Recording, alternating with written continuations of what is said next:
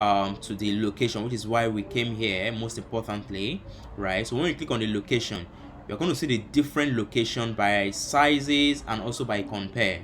All right, now you can see all of these location under the cities, the selected audience, and compare. Right, now what this means is this is basically location based targeting. Now one of the mistakes that most businesses again make is that they target the whole of the country. Let's say I'm running the fashion brand, I put in the target location as Nigeria. When I do so, the audience is going to be way too broad, right? But however, it's recommended you target the most highly performing cities, right, in Nigeria.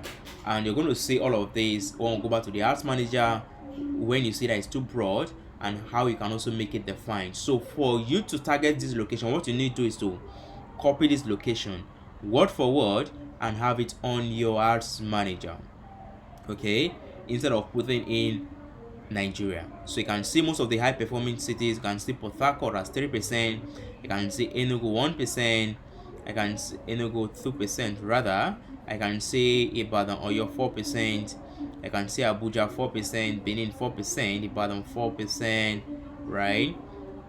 So let's scroll down. You can see scroll down, right, to see the other one. So this seems to be the highest, right? You can see Lagos State, right? So this is to be the highest, 11%, right? Awesome. Now with that said, you will see where it says compare. Right now, this compare